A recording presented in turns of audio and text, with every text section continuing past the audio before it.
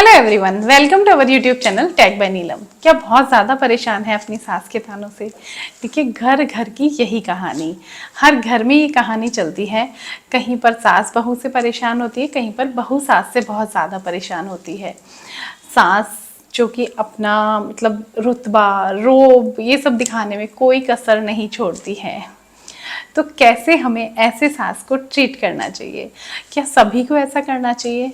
तो बिल्कुल नहीं, सभी को ऐसा नहीं करना है। आप सबसे ज़्यादा कोशिश कीजिए कि आप अच्छे से उनके साथ एडजस्ट हो सकें।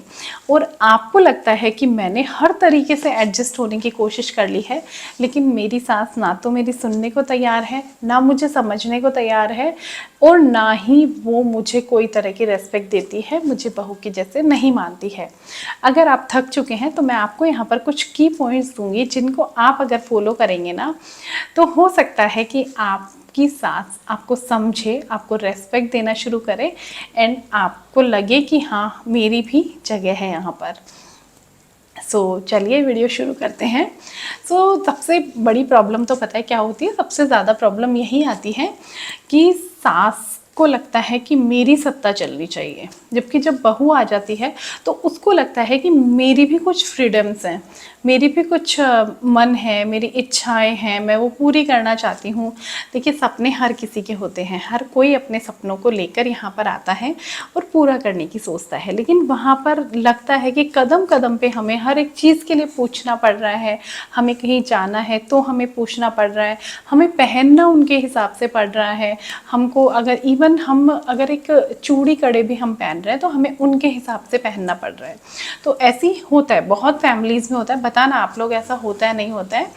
तो ऐसा जब होता है, ठीक है, इतना भी चलो समझ में आता है, लेकिन हम कोई काम कर रहे हैं उसमें भी हमको नुस्खे निकाले जा रहे हैं, हम कोई चीज़ यूज़ कर रहे हैं तो उसमें भी बहुत जगह मैंने देखा है कि ये तुमने बहुत ज़्यादा यूज़ कर ली, ये तो इतनी जल्दी ख़त्म हो गई है, या फिर किचन में छोटी छोटी चीज़ों में नुस्खे निकालना, ऐसी बहुत सारी बातें चलती है।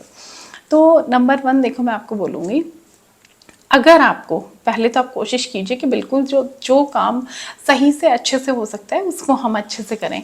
बट अगर आपको लग रहा है ना कि यार ऐसे तो बात नहीं बनने वाली, मैंने बहुत अच्छे से रह के देख लिया है, लेकिन उल्टा मैं ज़्यादा कर रही हूँ तो मेरे को ज़्यादा ही ये चीज़ें हावी हो रही है मुझ पर, क्योंकि ऐसे भी बहुत से लोग होते हैं कि आप उनके लिए ज़्यादा करोगे तो वो लोग ज़्यादा हावी होते हैं, और अगर हम लोग उनके लिए करना बंद कर देते हैं तो फिर उन लोगों को ऐसे लगता है, और वो लोग फिर अपना उनको भी थोड़ा लगता है बोलने से पहले कि यार मैं बोलूँगी तो पता नहीं क्या रिएक्शन होगा। तो यहाँ पर थोड़ी सी छोटी मोटी बातें अगर हम ध्यान में रख के और थोड़ा सा चलते हैं ना, तो आप मेंटली परेशान भी नहीं होंगे, आपको कोई स्ट्रेस भी नहीं होगा, और फ्रीली आप अपना काम करेंगे। तो मैं जो आपको की पॉइंट्स बता रही हूँ उनको फॉलो कर लेना। सबसे पहले तो किसी के भी चिपकना बंद कर दो। चिपकना मीन्स कि जितना आपको सामने वाला रेस्पेक्ट दे रहा है ना, उतनी ही रेस्पेक्ट दो, उससे ज़्यादा ना चिपकने की ज़रूरत है, ना बोलने की ज़रूरत है। और आप अपना काम देखिए, हमारा जो कर्तव्य है, हमारा कर्तव्य है कि हमारी जो जिम्मेदारियां है वो हम बखूबी निभाएं। उनके साथ कॉम्प्रोमाइज़ मत करो। आपको खाना बनाना है, उनको गरम गरम खिलाना है, उनको जैसा पसंद है वैसा खिलाना है, जैसा वो लोग रहना खाना सब पसंद करते हैं, आपको वो काम सब वैसे करने हैं। लेकिन आपको सिर्फ अपनी रेस्पेक्ट करवाने के लिए थोड़े से कॉम्प्रोमाइज़ करने पड़ेंगे। कि ऐसा होता है, हम पहले साथ में बैठते हैं, बहुत सारी बातें करते हैं, हमको लगता है हमारी बात सुनी जाए, तो वो उम्मीद छोड़ दो। वहाँ पर आपको ना उनके पास एक्स्ट्रा टाइम में बैठना है, ना बात करनी है, इवन आपका आई कांटेक्ट भी नहीं होना चाहिए उनके साथ में। आपको कुछ काम बोल रहे हैं, बिल्कुल आप करो, मैं ये नहीं कहती कि काम मत करो, काम आप करो, लेकिन सिर्फ चुपचाप में कर दो। बहुत ज़्यादा उस चीज़ पे कोई आर्ग्यूमेंट नहीं करना, कोई बहस नहीं करनी है, सिर्फ जो काम बोला है वो उनका हो जाएगा, इट मीन्स डन। बाकी आपको कोई उस चीज़ पे बिल्कुल भी आपको कोई अपनी सफाई पेश नहीं करनी कि मैं ये ऐसे करूँगी या मैं नहीं करूँगी। जैसे लगता है कि गलत है, एक बार बता दो, आपको लगता है कि वो आपकी बात समझेंगे तो ठीक है, वरना कर दो, और अगर नहीं करना है तो छोड़ दो। आपको लगता है कि बहुत ज़्यादा गलत है तो मत करो। फिर आप अपने हस्बैंड की हेल्प ले सकती हैं, अपने ससुर जी, फैमिली में और कोई हो उनके हेल्प ले सकते हैं कि ये काम इस तरीके से गलत है। नेक्स्ट जो पॉइंट आता है वो आता है काम के ऊपर, कि बहुत सी सास ऐसी होती है जो अपनी बहू को बिल्कुल भी हेल्प नहीं करती है। जी हाँ, नहीं करती है।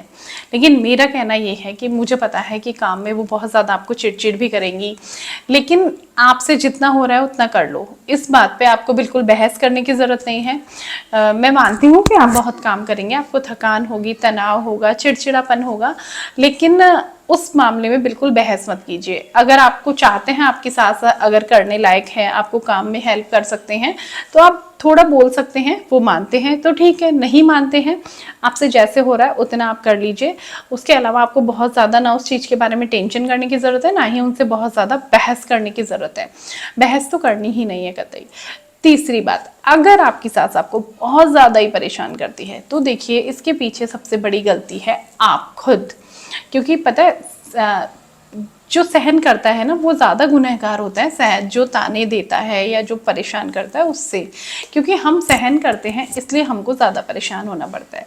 सहन करना बंद कीजिए। अगर बहुत ज़्यादा प्रॉब्लम हो रही है, देखिए जितना निभ सकता है निभाइए, बट अगर लग रहा है बहुत ज़्यादा सर से पानी ऊपर हो गया तो फिर बोलना शुरू कर दीजिए। मत सुनिए गलत बात। मैं तो नहीं बोलूँगी कभी गलत बात सुनिए, क्योंकि हम अगर सुनते हैं ना तो हमको ज़्यादा सुनाया जाता है, तो इसीलिए बिल्कुल बंद कर दीजिए। देखिए कुछ की पॉइंट्स हैं, आप इनको फॉलो करके और थोड़ा सा ले सकते हैं इसको अपनी लाइफ में प्रैक्टिकली। एंड बच्चों के साथ अगर दादी का अच्छा है तो रहने दीजिए, उनके बीच में बिल्कुल मत बोलिए आप, क्योंकि वो दादी हैं, उनकी कोई बात नहीं, पोते पोतियों से तो अच्छे से रखेंगे ही ना। तो ऐसे कुछ की पॉइंट्स को थोड़ा फॉलो कीजिए, क्योंकि सबके घरों में अलग अलग सिचुएशंस होती है कि किस कारण से प्रॉब्लम है, तो उस कारण के हिसाब से आपको थोड़ा बहुत अपने आप में चेंज करके ट्रीट करना पड़ेगा। धीरे धीरे देखना आपकी सास को समझ में आ जाएगी आपकी वैल्यू। एंड आई होप ये वीडियो आपके लिए काफ़ी हेल्पफुल रहेगा। वीडियो अच्छा लगा है तो लाइक कर देना, शेयर कर देना और चैनल को सब्सक्राइब जरूर कर लेना, क्योंकि इसी तरह की वीडियोज़ आपको यहाँ पर मिलती रहती है। मिलती हूँ नेक्स्ट वीडियो में, तब तक के लिए बाय बाय।